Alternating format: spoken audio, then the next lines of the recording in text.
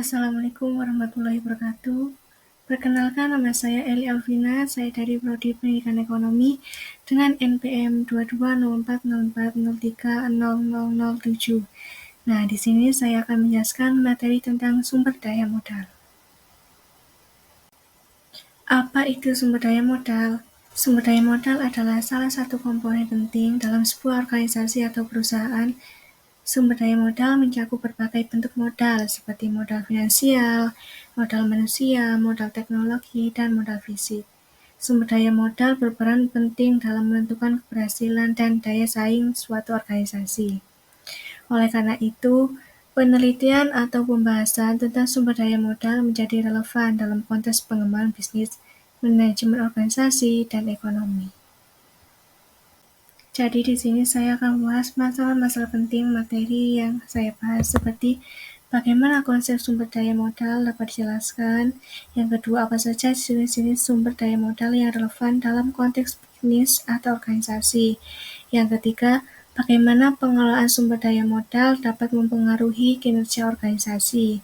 Yang keempat, apa saja tantangan yang mungkin dihadapi dalam pengelolaan sumber daya modal. Dan yang terakhir yaitu bagaimana meningkatkan efektivitas pengelolaan sumber daya modal dalam konteks tertentu.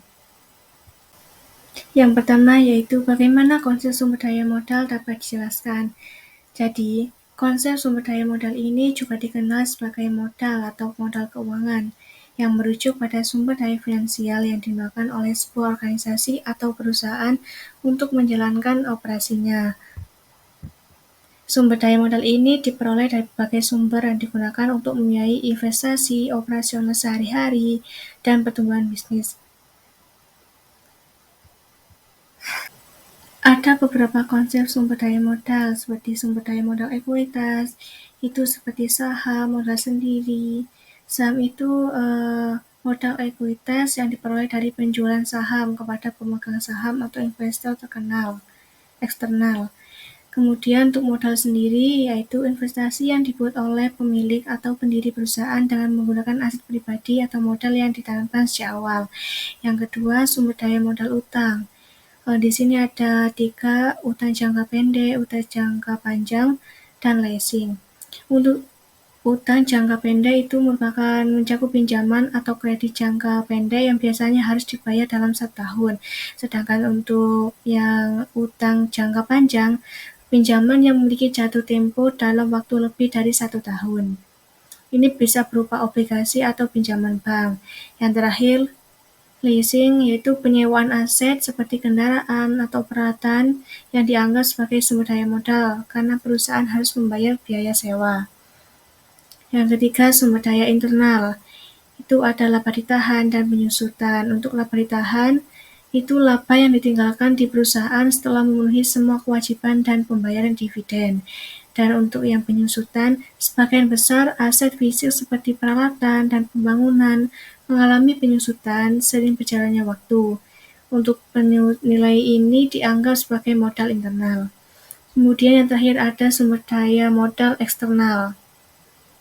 Di sini ada 2, modal ventura dan subsidi pemerintah. Untuk modal ventura, investasi yang diberikan oleh investor eksternal dalam bentuk ekuitas atau utang berdasarkan prospek pertumbuhan dan keuntungan bisnis. Yang kedua, subsidi pemerintah, itu pemerintah atau lembaga pemerintah yang dapat memberikan bantuan keuangan atau insentif pajak kepada perusahaan untuk mendukung investasi dan pertumbuhan. Jadi, sumber daya modal ini sangat penting dalam menjalankan operasional perusahaan untuk mencapai bisnisnya. Selanjutnya yaitu jenis-jenis sumber daya modal yang relevan dalam konteks bisnis atau organisasi. Nah, di mana sumber daya modal atau capital resource adalah aset yang digunakan oleh bisnis atau organisasi untuk mencapai tujuan mereka. Jadi ini merupakan jenis-jenis sumber daya modal yang relevan dalam konteks bisnis atau organisasi yang mencakup modal finansial, modal manusia, modal fisik, modal intelektual, dan modal sosial. Nah, untuk modal finansial ini ada beberapa seperti modal sendiri, pinjaman, modal ventura, modal asing, dan untuk modal manusia itu berupa karyawan, manajemen, keterampilan, dan pengetahuan. Yang terakhir yaitu pemimpinan. Untuk yang modal fisik itu berupa properti dan tanah, peralatan dan mesin, kendaraan, stok, dan inventaris. Untuk yang modal intelektual itu seperti merek dagang, hak kekayaan intelektual, basis data, dan sumber daya manusia. Dan yang terakhir ada modal sosial, itu berupa jaringan bisnis dan reputasi, hubungan dengan pemangku kepentingan, budaya perusahaan. Jadi, semua ini merupakan jenis-jenis daya modal, sumber daya modal yang penting dalam konteks bisnis atau organisasi, dan pengelolaannya juga dengan baik dapat membantu mencapai tujuan dan kesuksesan jangka panjang. Selanjutnya yaitu pengelolaan sumber daya modal yang dapat mempengaruhi kinerja organisasi. Yang pertama ada efisiensi operasional, yang kedua pertumbuhan dan inovasi, yang ketiga keuangannya stabil, dan yang keempat pemenuhan kewajiban keuangan. Nah, untuk efisiensi operasional atau perusahaan, di sini pengelolaan yang baik dapat membantu organisasi mengalokasikan modal dengan lebih efisien, menghindari pemborosan, dan memastikan penggunaan modal yang tepat pada proyek-proyek yang memberikan hasil terbaik. Yang kedua, pertumbuhan dan inovasi. Modal yang dikelola dengan baik dapat digunakan untuk investasi dalam penelitian, pengembangan, dan inovasi yang dapat memungkinkan organisasi itu untuk tumbuh dan berkembang lebih cepat daripada pesaingnya. Yang ketiga, keuangan yang stabil.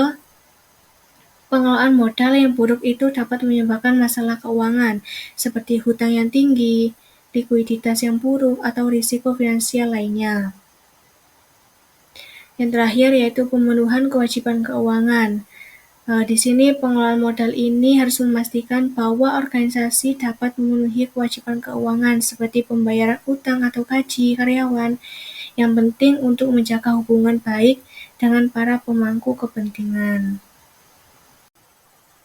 Nah, untuk selanjutnya yaitu tantangan yang mungkin dihadapi dalam pengelolaan sumber daya modal, yaitu ketidakpastian ekonomi, pengambilan keputusan yang tepat, manajemen risiko, perubahan regulasi, dan persaingan yang ketat. Yang pertama, ketidakpastian ekonomi itu dapat memengaruhi nilai modal, tingkat suku bunga dan akses ke modal.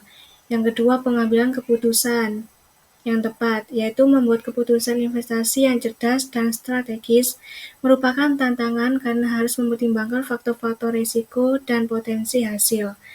Yang ketiga, manajemen risiko itu berupa mengidentifikasi, mengukur, dan mengelola risiko-risiko yang terkait dengan investasi atau pembiayaan modal. Itu merupakan tantangan penting dalam pengelolaan sumber daya modal.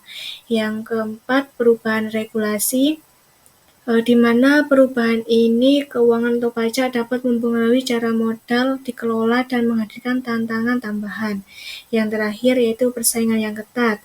Dalam lingkungan bisnis yang kompetitif, organisasi harus bersaing untuk mendapatkan modal yang terbatas dan menggunakannya dengan secara efisien. Selanjutnya, yang terakhir adalah bagaimana meningkatkan efektivitas pengelolaan sumber daya modal dalam konteks tertentu. Nah, untuk meningkatkan efektivitas pengelolaan sumber daya modal dalam konteks tertentu, ini merupakan langkah-langkah yang harus dilakukan, seperti analisis yang mendalam. Itu melakukan analisis ini yang mendalam tentang kebutuhan modal organisasi, termasuk pembiayaan yang dibutuhkan, resiko yang dihadapi, dan peluang investasi yang mungkin. Yang kedua, seperti diversifikasi portofolio. Nah, untuk diversifikasi investasi ini harus mengurangi risiko termasuk alokasi modal ke berbagai jenis aset seperti saham, obligasi, dan aset real. Yang ketiga, rencana keuangan yang jelas. Di sini membuat rencana keuangan harus jelas dan terperinci yang menjangkau proyeksi pendapatan, pengeluaran, dan aliran kas untuk membantu mengelola modal dengan lebih baik. Yang keempat yaitu evaluasi kinerja. Untuk evaluasi ini terus-menerus dipantau kinerja modalnya dan diperbarui strategi sesuai dengan kebutuhan. Evaluasi investasi dan alokasi modal secara berkala. Yang terakhir yaitu konsultasi dengan ahli keuangan. Jadi untuk konsultasi dengan profesional keuangan ini atau konsultan keuangan untuk mendapatkan saran yang lebih mendalam tentang pengelolaan sumber daya modal. Jadi kesimpulan dari sumber daya modal ini adalah sumber daya modal sangat penting dalam berkelanjutan dan perkembangan suatu organisasi atau bisnis. Sumber daya modal mencakup berbagai bentuk seperti modal finansial, manusia, fisik, dan intelektual. Pentingnya manajemen yang efisien dan efektif dari sumber daya modal tidak dapat diremehkan. Organisasi yang mampu mengelola sumber daya modalnya dengan baik memiliki keunggulan kompetitif.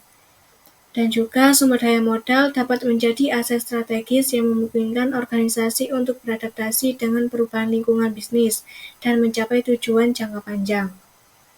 Dalam mengelola sumber daya modal, organisasi harus memperhatikan aspek-aspek seperti alokasi dana, pengembangan sumber daya manusia, perawatan aset fisik, dan perlindungan sumber daya intelektual. Mungkin itu saja materi yang bisa saya sampaikan. Apabila ada salah kata, mohon maaf. Wassalamualaikum warahmatullahi wabarakatuh.